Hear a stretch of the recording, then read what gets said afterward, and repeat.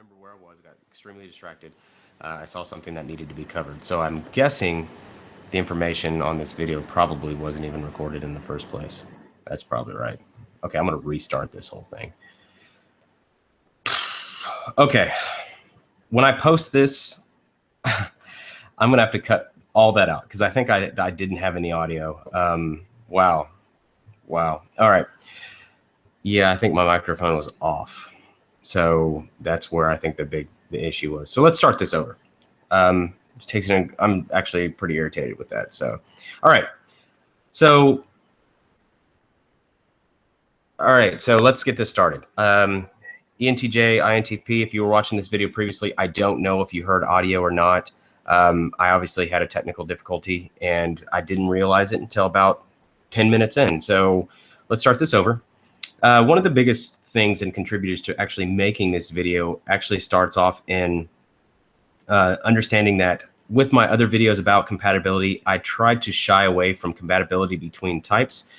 And the reason why is because I think all relationships encourage maturity. They encourage a great deal of understanding of each other's types, and the values have to be consistent. I think any relationship type between Myers-Briggs can be successful as long as the types are mature enough to understand their differences and then find ways to work through those differences to obviously understand each other.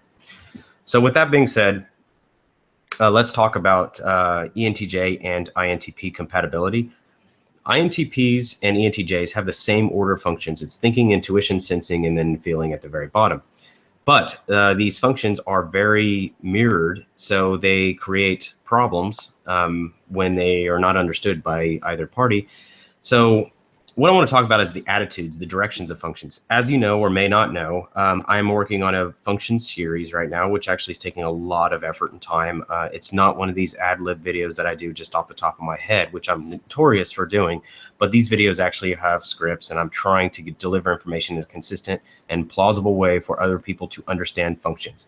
Whereas I don't get as many Skype messages or YouTube messages about people trying to get me to type them for free, which I will not do. So if you are wanting to be typed by me, it's not going to be free, and I just don't do that because I feel like time is precious, and everybody's time is precious, and you should contribute to that. So anyway, with that being said, this is a side point. Moving forward, I think it's absolutely critical to understand cognitive functions, so that function series is underway. But in the meantime, I want to talk about attitudes and what the attitudes mean. So there is a Myers-Briggs contributor named John Beebe, I believe, and Dr. John Beebe, I should address him by his title, is Dr. John Beebe actually talks about how these attitudes they're inseparable from each other. So if you're an INTP or you're an ENTJ, you use the same functions. It's just the attitudes are created by the ego's preference. And it was originally determined by Carl Jung back in way back in the late 19th century, early 20th century, I said late 19th. What am I talking about? He was early 20th century. And what this is about was his point was that he thought that the dominant function had one attitude and the rest of the functions were the other attitude. Whereas Myers and Briggs both believe the same thing, that all the other functions had the opposite attitude in comparison to the dominant. Dr. John Beebe, on the other hand, he said that he believes the tertiary function is actually the same as the dominant. And there's a reason for that, which you can actually look up. There is an article I will share with you I'm looking at the name of it so I can actually say it. I may annotate it in this video as well. So wherever it is, I don't think I have it on me right at this exact moment.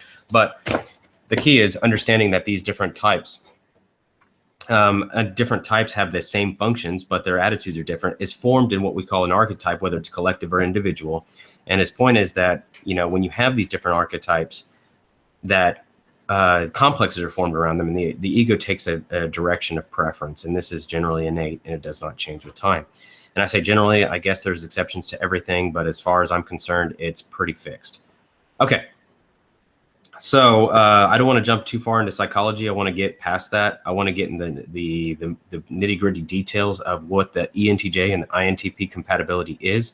Again, this is to overrule or overwrite one of my other videos, because I leave them on there because I think everybody needs to watch how someone grows and someone learns and someone gains information. I don't like all the negative commentary, especially when there's a big flag at the top of the video which says updated video. Why do you still comment on the old video? I don't understand that. But unless it's something that in the old video that just really stood out to you. So, all right.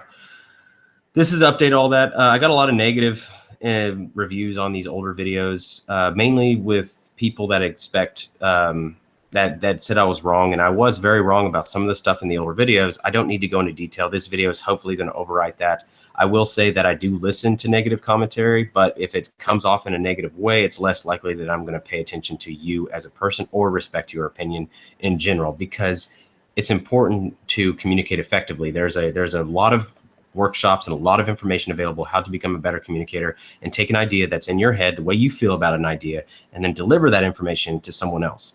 So if I prefer ENTJ, I know that I prefer to deliver information in a very brash, fast, direct, assertive manner. That's how I prefer to generate and deliver information. But there are some people out there that don't receive information like that. So I'm going to change my tone with somebody that I think is going to receive it in a different way, more effectively.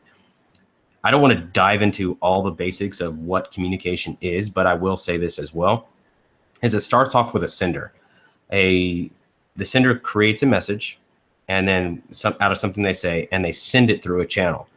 Okay, so there's the message being sent. It's encoded in language. It's encoded in all those things. And then there's a channel. That channel is the platform in which you use it, whether it's voice, whether it's TV, whether it's YouTube, whether it's phone, whether it's text. That channel has what we call interference or noise. And we can call that noise. It could be all kinds of things that could distort the message. So it could be bad audio, which was at the very beginning of this stream. And unfortunately, I slapped myself for not turning on my audio. Or it could be many different ways of receiving that particular information. Then the message has to be decoded once it's passed through the middle process, which is passed through the channel, has to be decoded by the receiver.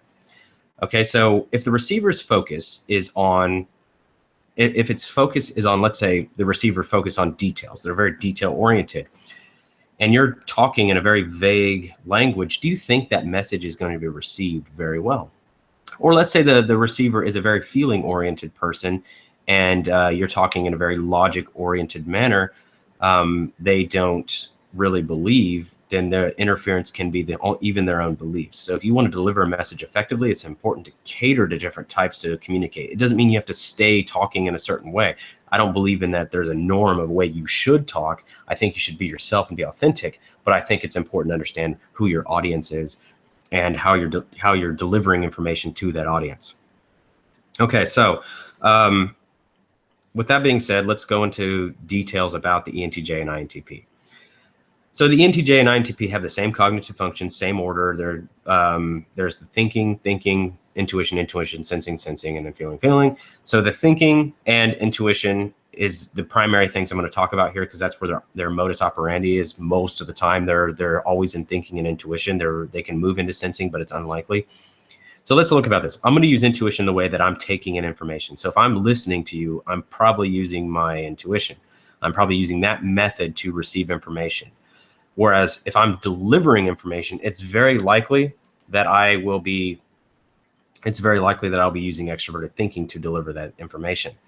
So, okay, so keep this in mind. ENTJ has their message or information is encoded in this very big picture way. So I can't talk about these functions independently when I use these examples, because it involves both thinking and intuition.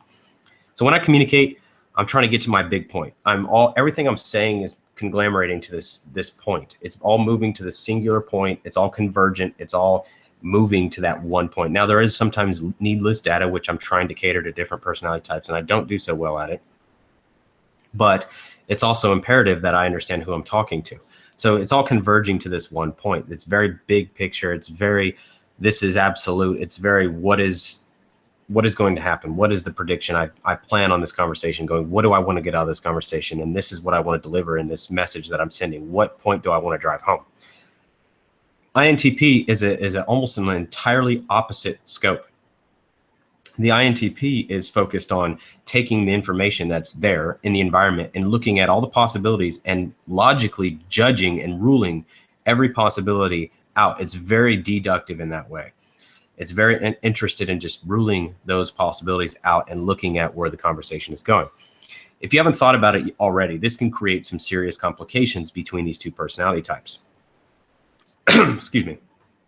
And those two complications can actually be, those major complications can actually be, look at where the lens of focus is. If I'm looking at the floor and you're looking at the ceiling and I'm describing what I see, but you're not seeing the same thing, then there's going to be a big miscommunication. So the lens of focus is in two different areas. Okay. They're focused on two different things. So when I'm talking to someone, I'm talking in a more of an ENTJ is likely to talk in a very vague language and not be as specific. Their word choice may not be as excellent. They may be not as focused on precision. It's very common for ENTJs. This is a side point, but it's also because of introverted intuition, they tend to not master the details. Like in language, they may make a little more grammatical mistakes. They may make a little more writing mistakes. They may make a little more mistakes that are overlooked because they think their point is still getting across, which can be. I mean, people can still gather data with what you're saying. Now, communicating to an INTP is a different thing, because when I'm getting that point across, an INTP may look at that information and go, okay, the language is a little vague. The words may be a little off. And so their natural response where the lens of focus is correction, correction, correction. I need to correct these things because they're not consistent and they may distort the message. Now, most INTPs will do this because they want to help, but it actually can be very irritating to an ENTJ because they feel like the INTP is not focused on the big point, in which they're not. They're focused on the way that the point is coming across, the precision, the accuracy. And that's where an issue in the communication may arise. Whereas an INTP who's delivering a message may be focused on that precision and accuracy so much that the ENTJ thinks, that the INTP thinks he's smarter than everyone else, which is very common. Not in the sense of INTPs thinking they're smarter than everyone else, but it's very common that ENTJs assume that the INTPs think they're smarter than everyone else. And, or they're taking too long to get to their point. They're looking at every possibility and every angle, which is not, it's not congruent with what we're even talking about. It's like everything has to be judged and ruled out. So INTPs will tend to have more precise speaking. They'll tend to have more precise language. They'll tend to be very good at the very, and I say details, but they're not so detail oriented. They're very good at the components that build up a logical conclusion. So the INTP is very likely to rip apart statements where problems arise. They're likely to break them down, rip them apart, and look at them and go, okay, this can't be true. The conclusion can't be true based on its parts. It doesn't make any sense. And that's because each word or each sentence that the ENTJ may say can actually come across as using their extroverted intuition. They may look at it and go, he could have meant this, this, and this, and this. So which one is it? So the INTP is going to go with their best judgment, which he thinks the ENTJ says. Now, to improve this communication, it's very critical that the INTP understands that it's best to ask, what is your point? What is the thing you're trying to get across? What word are you trying to use? Did you mean this word? Did you mean this word? The INTP needs to be clear to the ENTJ and have that clarity so that communication, to eliminate that noise in between the middle of that communication, because there's a lot of barriers there. And the ENTJ needs to be more patient with the INTP. The ENTJ needs to focus on listening to the INTP, because the INTP is reaching a point, because they're not aimless wanderers. They're still reaching a point, but they're making sure that everything, the way they're coming across, is very precise. So it's going to take a little more time, and that's the key. So I like to think of, the INTP as just precision, precision, precision. They both want the truth. They both want congruency, but it's understanding that their method of doing this and their lens of focus is not even related. It's very, very different. But there's advantages in these relationships are pretty clear. One of the major advantages in the relationship, obviously, is understanding the way they process information. It goes through the same cycle: thinking, intuition, sensing, feeling. So it makes it, there is a grounds for great communication, but they have to understand that they're looking at two totally different planets, and they have to find a common ground. They have to find a way to speak to each other effectively. And I think that's where the issue in this these type compatibility creates. So to give you guys an understanding of some of my opinions personally on what the type compatibility is, and that is what the problem is between these two types, is many people say that these types are very compatible. Many people say that these types are the ideal types for each other, and it's very possible that they are, but the issue is they don't communicate effectively naturally, okay? Because they're looking at two totally different things. Their focus is on two totally different things, same process. But I think people say they're ideal for each other is because they tap into each other's unconscious. I think at a certain level, it may be true. I don't think there's enough conclusion or consensus to say that it is. Like I said, I believe maturity and is more important than everything. But I think that at some point there is a point where you have to understand that maturity is number one, understanding that someone else is going to have a different perspective, and then being able to communicate that effectively. I think it would help ENTJs a lot to not worry about the precision, but help guide in the sense and talk to the INTP and listen more, and not necessarily try to get involved in that conversation as much, but just to sit back and listen to what the INTP is trying to say, and not take offense, because FI is a very sensitive function. And I say this because it's simply very empathetic. It's very sensitive because and ENTJ feels like it's a weak spot in their armor. Whereas INTPs could be a little more ruthless, I think, in the sense of like not, if they're out of touch with FE, I think that if they ignore FE, they don't consider other people's feelings. Whereas an ENTJ, if that unconscious function is in their personality at all, or if they're aware of it, they realize if I'm talking to this person like this, then it probably won't make me feel good if I were in that position, because FI is very reflective. If FE is ignored, there isn't so much reflection there. It's more like, logic is more important. So I think INTPs can come off as the most logical of all types. And it looks like I'm crying right now because an INTP hurt my feelings, but I'm really not. I'm actually got irritation in my eye for some reason. So with that being said, I think it's important to understand those little few differences in the types, and understand that mirrors, I don't think they're naturally the best compatible. I call them mirror types. That's a type not by Socionics. That's a term I'm using for myself to understand that they are literally like a reflection of each other. There's, INTP, ENTJ, and to figure out what your mirror is, like you need to understand how to do that. And to figure out what your mirror is, just invert the first and last letter of your Myers-Briggs acronym. So if you're an ENTJ, just flip the E and flip the J, and that's your mirror type.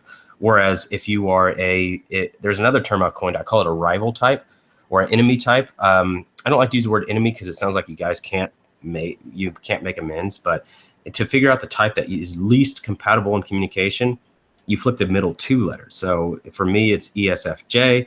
For INFP, it's going to be an ISTP. And this is going to be where there's going to be a lot of communication. And I'll talk about rival types in the future. But this is a term I coined. I haven't read it anywhere.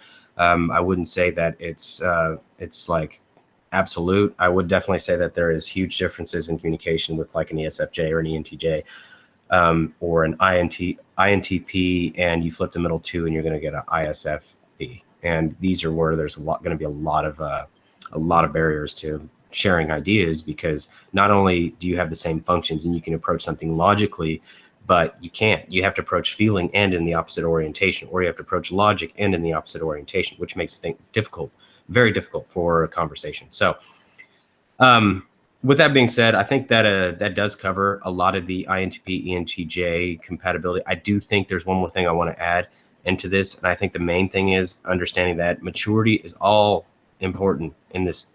You have to back down. You have to not worry about being offended. Being offended is one of the biggest problems I think that we have. And also, don't be offensive. Don't try to purposely offend someone. I mean, don't justify it with your type. Oh, you can be ruthless because you're an INTJ, or you can be ruthless because you're an INTP or ENTJ. I think that we all have to work on not being so ruthless, and we all have to work on, what other people may be feeling. And this can lead me into another rant because I got a million other thoughts in this point, but I'm not going to do that. I'm going to stick on topic right now, and I'll create a rant video in the future if I feel like I really need to get what I'm thinking out. So if there's any questions, feel free to comment. Like always, you know, if you have any questions about this type, again, this overrules my old videos.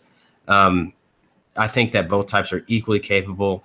They're very, very capable of doing anything. They're types about leaders. And as I look into the NT types, I will just give you a brief description here as a little going away gift and for the video. And INTPs are called by Myers-Briggs as the conceptual leaders. As a leader, they bring clarity and intellectual understanding to the principles underlying problems or issues, knowing that truth aids any process. So they're looking for that truth. I call them truth seekers. Trey Pierce also calls them truth seekers. I do believe they are looking for the absolute and the sense of reason and rationale. And I think that's one of the main things that I call one of the main reasons why I call them that, because they're interested in everything being coherent, whereas an ENTJ is focused on the end result. The strengths of the INTP are strategizing in ways that show mastery of complexity. So they're able to handle complex, abstract problems because they understand the logical components of those problems. Much as an ISTP generally understands the components of sensory information, such as how to build a car or how to put something together that's actually physical and tangible. An INTP takes that in a way of abstraction, and so you can take an idea or a complex problem that may not be tangible and then look at its components and be able to show mastery and the ability to revise and fix those issues. Developing models and theories is another strength of the INTP, and providing independent, critical, and logical analysis of traditions or new thoughts and systems. So looking at those independent components and breaking it down. So I think that one of the other points I'm going to address on this particular information here too is also talking about the INTP sources of stress, and that's emotional outbursts either from others or yourself. INTP has a hard time naturally dealing with those emotional outbursts, whether it's them or other people. INTPs have a high need for autonomy, so sometimes when this is restricted, it can create a problem in their psyche, in the sense that they feel that they're being confined, and so they typically will avoid making strong commitments in order to make sure that doesn't happen. And one of the biggest stresses I think that an INTP needs to let go of, and I'm closing this down now, I think one of the biggest stressors they need to let go of is looking at every component of conversation, everyday conversation. Now, if you're analyzing a paper, that's one thing, but everyday conversation. Not everybody wants their argument to be ripped apart into its components so that you can show how wrong they are, because ultimately that's still a fallacy. Even if an argument is ripped apart or the argument is fallacious, it doesn't mean that the person's conclusion is fallacious. So you got to remember that that is not what it's about when it comes to people. There is a people understanding there. And if you can understand that not everybody's logical and not everybody's going to make and communicate in the best way where everything is precise, like you would want to put it naturally, then you can actually have, I think, a lot more beneficial conversations and maybe stronger relationships in the future. Whereas the ENTJs, it's the same thing. Not everybody wants to talk about big picture, big ideas. And, they don't want to talk about, sometimes they want to talk about small talk or even gossip or even the everyday happenings or things that ENTJs may not necessarily be interested in. So ENTJs, my advice, take interest. INTPs, stop ripping people's arguments apart or people's statements apart. Not everybody appreciates that. So with that being said, I hope you all have a good rest of the day, and I'll hopefully make a few more of these videos in the rest of this afternoon. I just got a lot of stuff going on, so I apologize for my frequent absences. I will keep, I cannot promise that I will be more frequent, but I will promise that I will continue to provide content for you all. Thank you so much, and hope you have a great day.